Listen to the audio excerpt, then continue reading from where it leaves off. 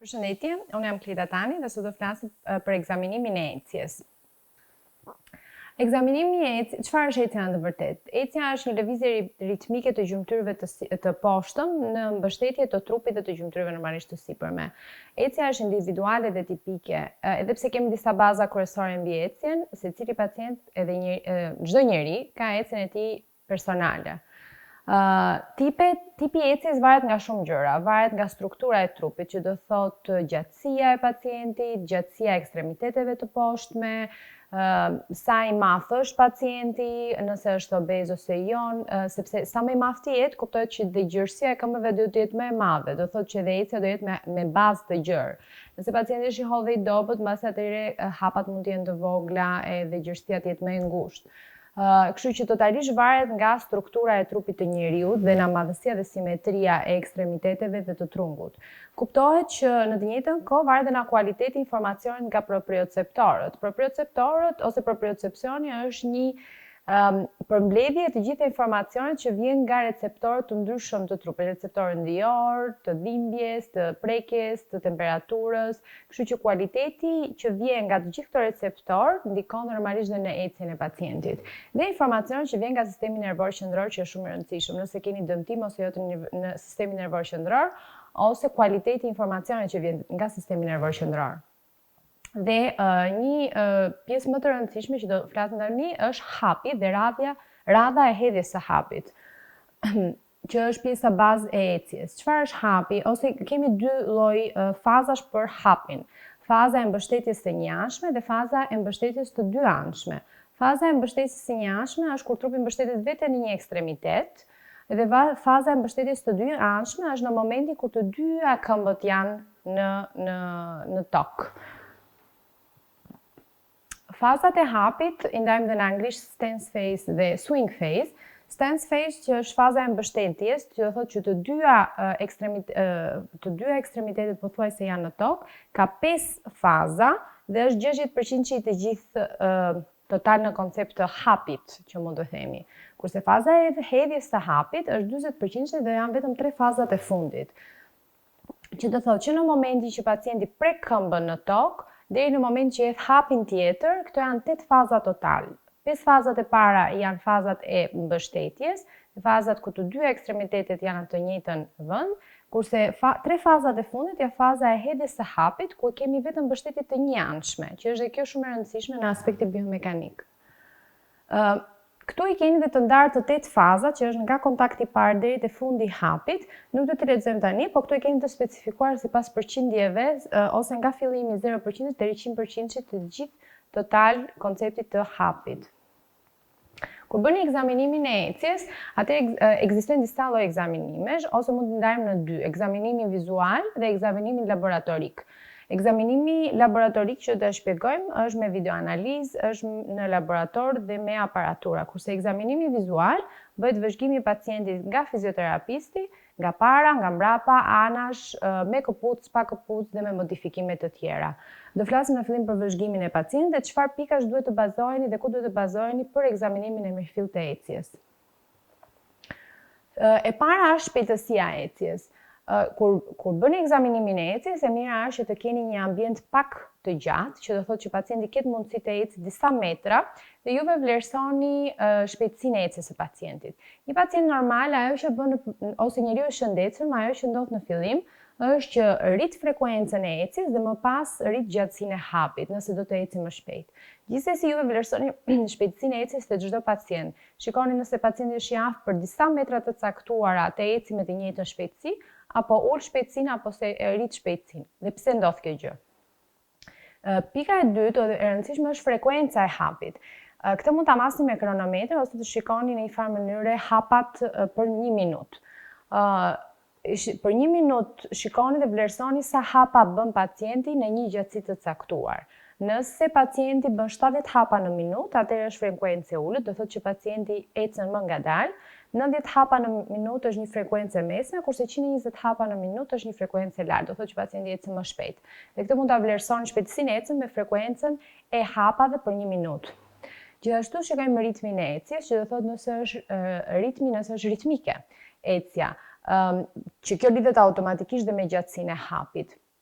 Nëse një hap është më i shkurtër se tjetri, atëherë do thotë që ecja nuk është aq ritmike. Nëse nuk keni lëvizshmëri të krahëve gjatë kohës që ecën pacienti, atëherë do thotë që dhe ecja mund mos bëhet ritmike. Ose mund të keni për arsye të sëmundjeve të ndryshme një ritëm jo të rregullt. Mund të keni një ecje të shpejtë për një moment, pastaj ngadalësohet dhe pastaj shpejtohet prapë. Ky është ritmi i çrregullt i ecjes dhe këtë vlerësoni te pacienti dhe thamë edhe një herë për gjatësinë e hapit, sidomos simetrinë.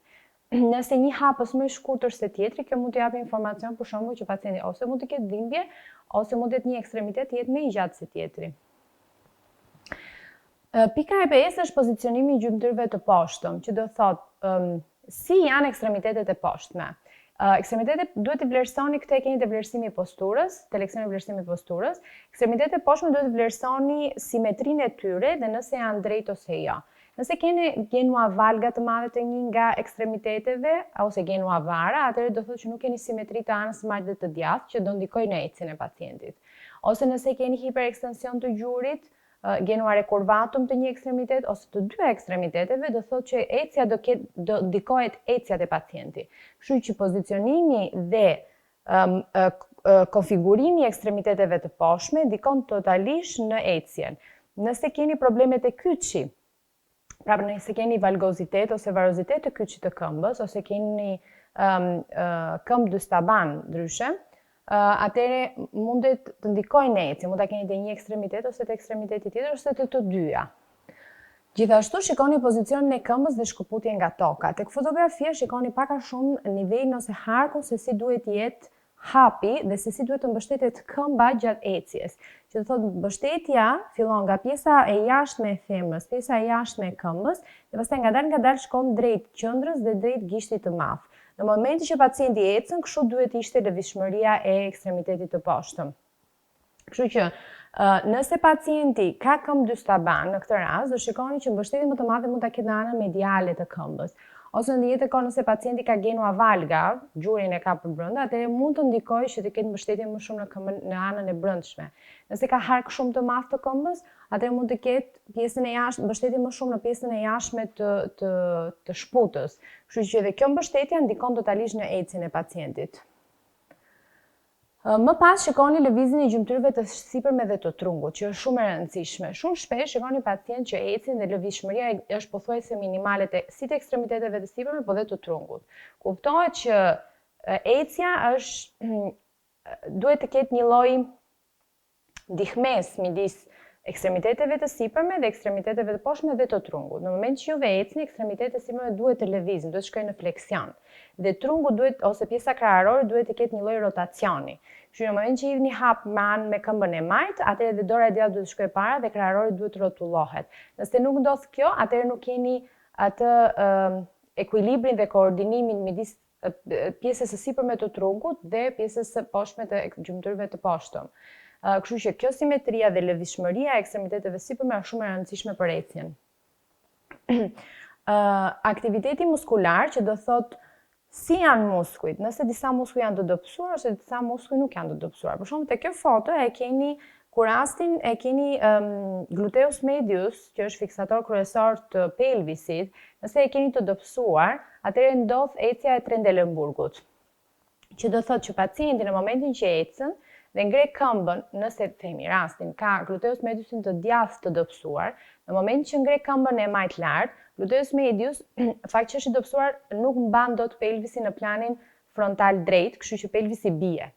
Dhe duke rënë, do thotë që edhe ecja bëhet jo stabil. Dhe kështu që forca muskulare e muskujve të ekstremiteteve të poshtëm dhe të trungut në një kohë shumë e rëndësishme për të parë stabilitetin dhe lëvizshmërinë dhe koordinimin e ecjes. Stabiliteti i ecjes, që kuptohet është aftësia për të ruajtur stabilitetin, aftësia për të ruajtur stabilitetin në momente që juve dhe mund ta modifikoni ecjen ose nëse ndryshon terreni.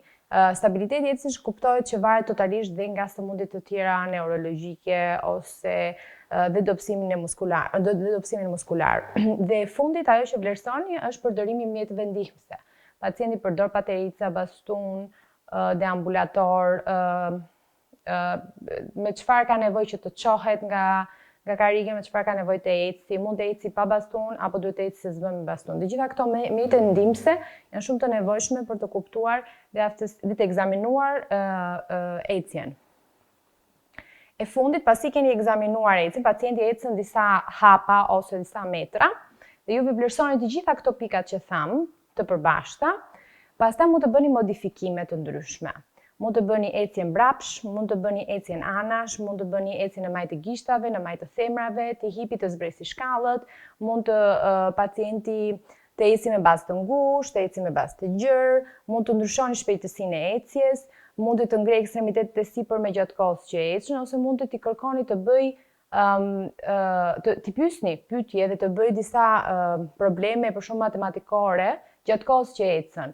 Kjo pse nevojitet për të kuptuar nëse pacienti përqendrohet në ecjen e vet apo është një gjë automatike si duhet ishte normale, apo gjatë kohës që heq përqendrimin në ecje e ndryshon stereotipi i ecjes.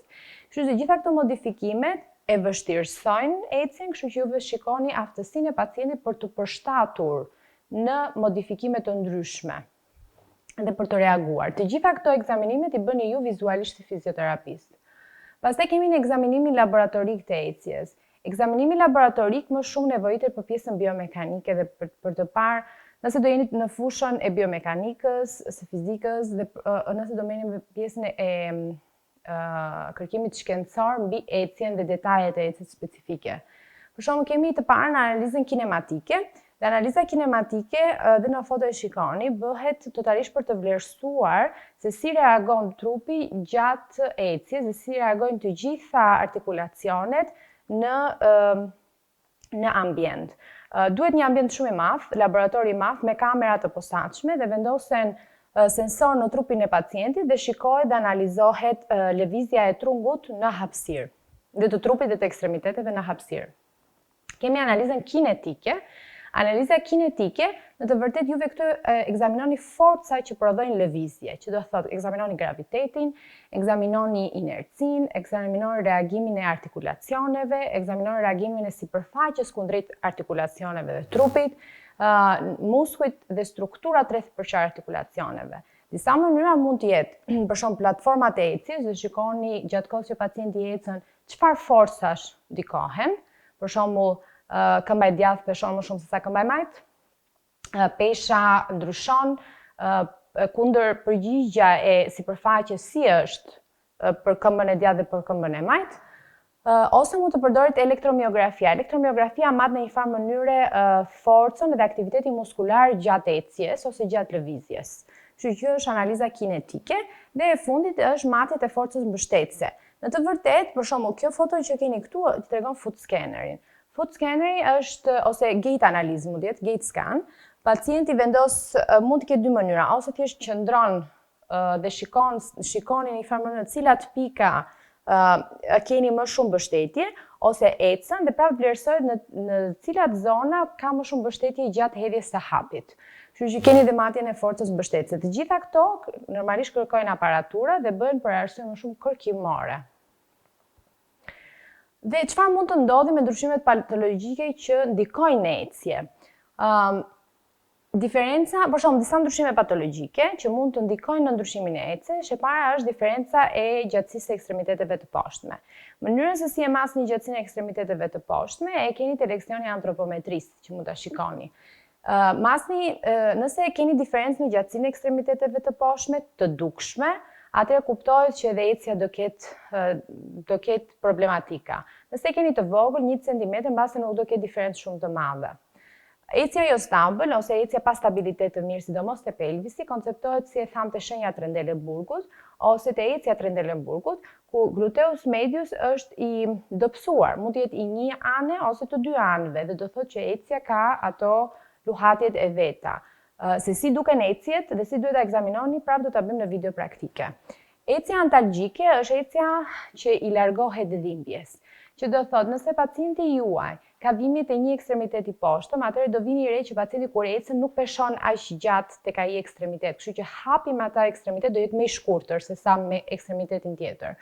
Kështu që ecja antalgjike mund të ndryshojë dhe ritmin e ecjes, ose mund të ketë një dhimbje jo të ekstremitetet e poshtme, por të ketë një dhimbje të trungu dhe duke u larguar nga dhimbja dhe ndryshon dhe ritmi i ecjes. Mund të shikoni pacientin më të krusur, hapat bëhen më të vogla, edhe duket që është ndryshim. Mund të keni kontraktura në pjesën e artikulacionit të kyçit të këmbës, që mund të ndodhi për shembull shkurtimi tricepsure.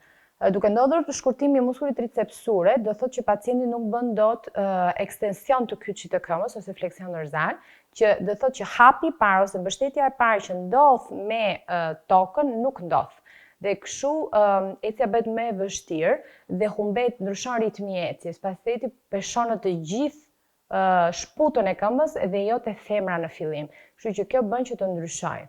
Këmba dystaban mund të ndikojë sepse pacienti peshon me anë të brendshme të shputës më shumë se sa anën e jashtme ashtu si duhet. Mund të keni kontraktura në pjesën e artikulacionit koksofemoral, kontraktura muskulare ose për arsye operacionit dhe fakti që mungon lëvizshmëria e artikulacionit koksofemoral në fleksion ekstension, do thotë që edhe ritmi i ecjes mund të jetë i ndryshuar ose mund të ketë hap më të shkurtër, ose mund të ketë dhe pacienti dhimbje dhe të keni dhe ecjen antalgjike.